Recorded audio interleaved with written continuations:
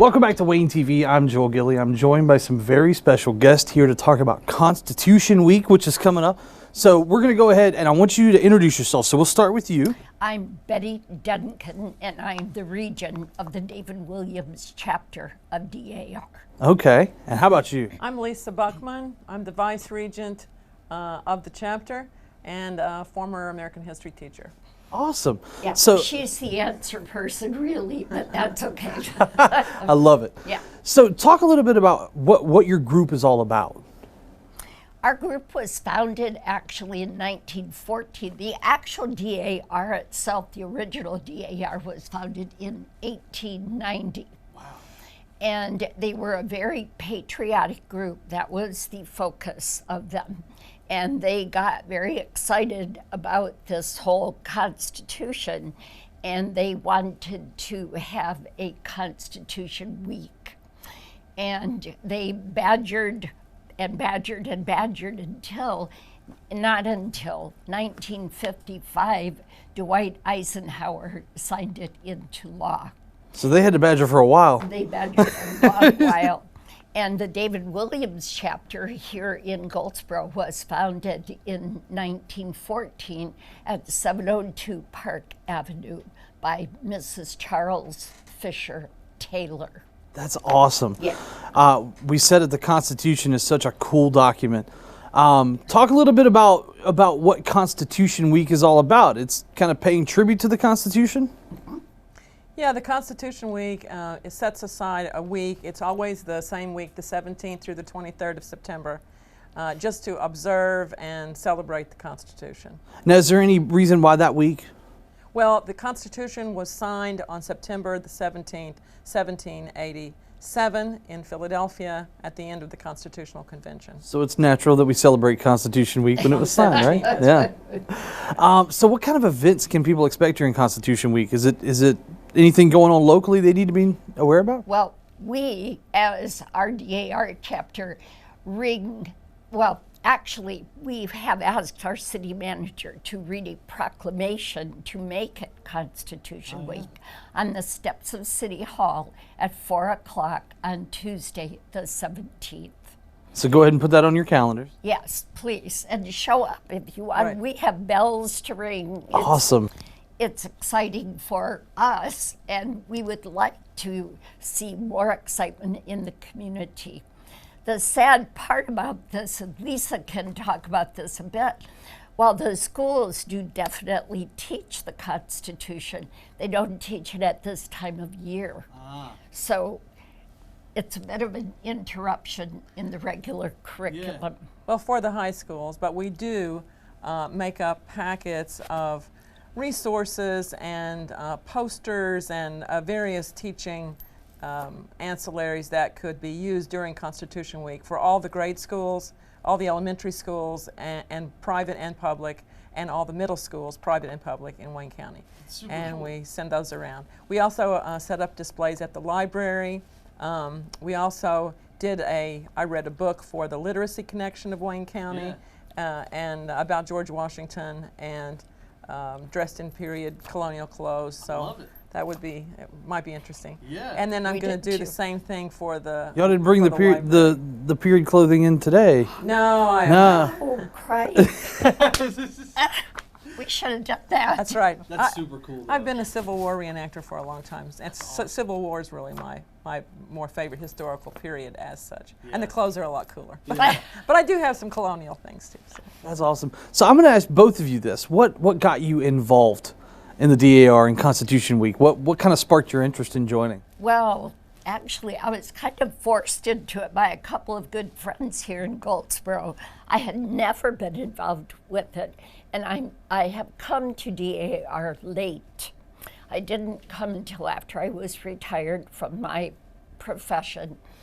And now that I see what we do, which I think we do wonderful things with schools, we have several schools that we support, literally. The kids live in, they're most oftentimes from foster homes.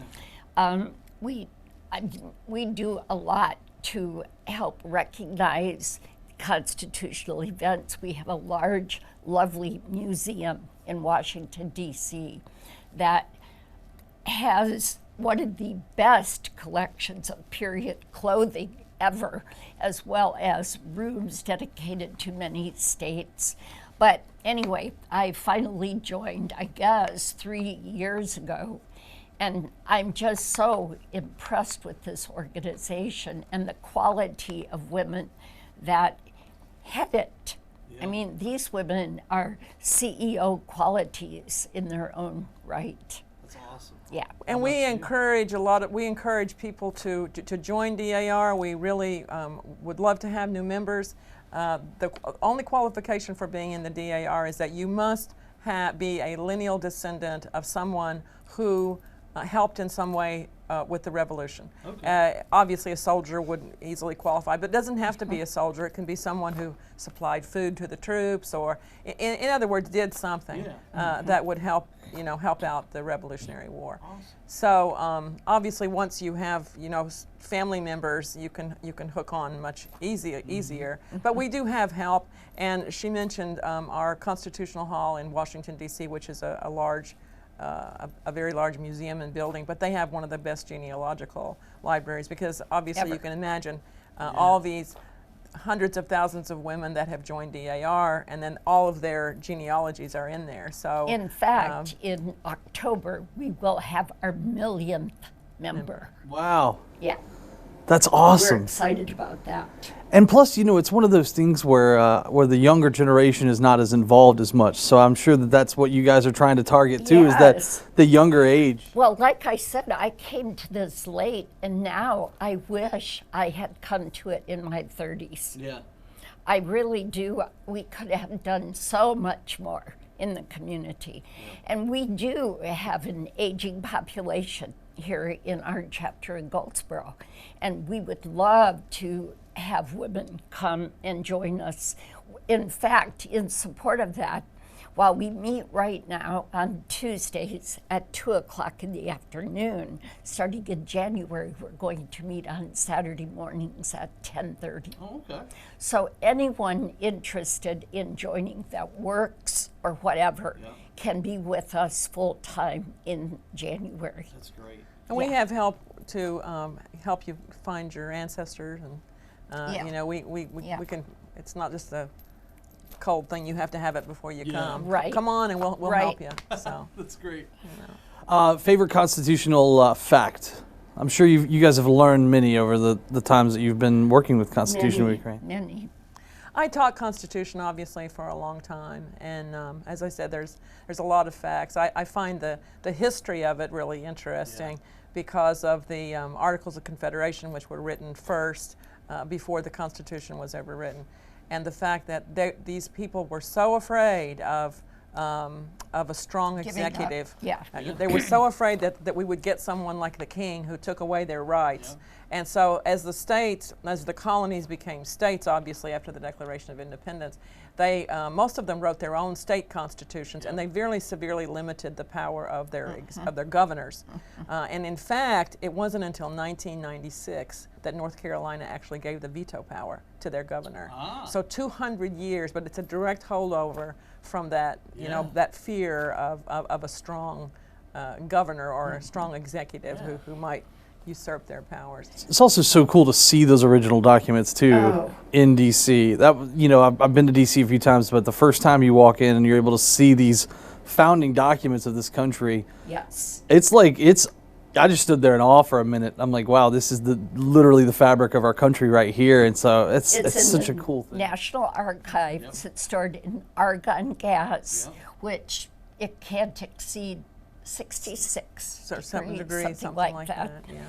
But one other interesting fact that I find fascinating, they were so paranoid about being misquoted or having information get out that wasn't correct that they agreed in Philadelphia in May, June, and July to keep all the doors and windows closed when they were in session. And there was no air And conditioning there back was then. no air conditioning. And not even fans. So Yeah. they were so afraid someone might stand outside and hear them. They wanted to be able to be free to discuss Express their- and have different opinions without somebody saying, oh my goodness, they're going to do this and then go print it in the newspaper. Yeah. So it's truly amazing to think that over a 3-month period, less than 100 days, they wrote the Constitution. Yeah. In the hot heat of, and I don't know if you've ever been in Philadelphia in the summer. I'd have but wrapped it's it up in hot. 15 Yeah, minutes. yeah. It's really hot. So that's And pretty amazing. you would think, that Thomas Jefferson would be someone that would be very active in that constitutional process.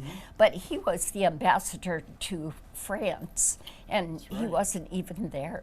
Neither was John Adams. And so. yeah. Adams was in England. So neither one of those people that generally are people associated Yeah. as founding fathers, which of course they were very important to the beginning of the country, but neither one of them were in on the writing of the Constitution. So But They just took all the Abigail- claim for it. Abigail Adams, John's wife, is famous for having told John to tell people, the people attending that, to remember the ladies.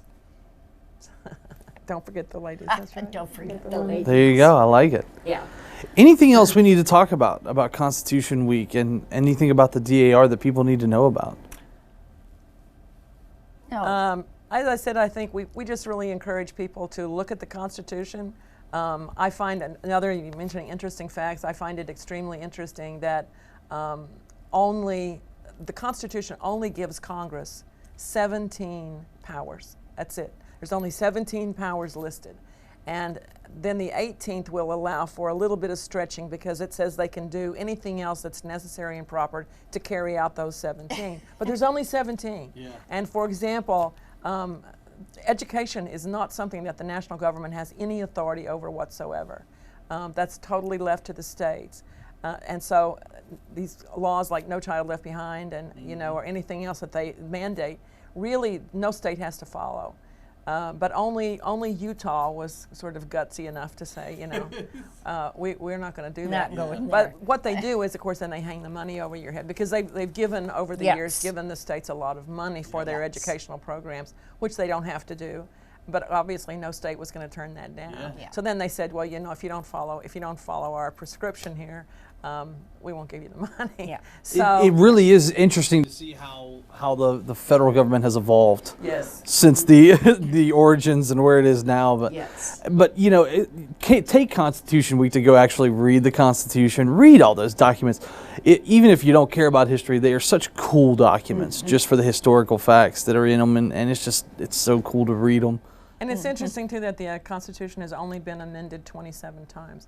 So a document like that, as I said, written in a 3-month period, which has become the quintessential Constitution of the world. I mean, every other Constitution currently in existence is somehow based on the U.S. I didn't know that, but it makes sense. So the amendments are amazing. But what I was going to mention was the fact that you said something about how it has evolved. That's very true. Because again, at the beginning, one of the biggest issues was so much fear of a strong national government.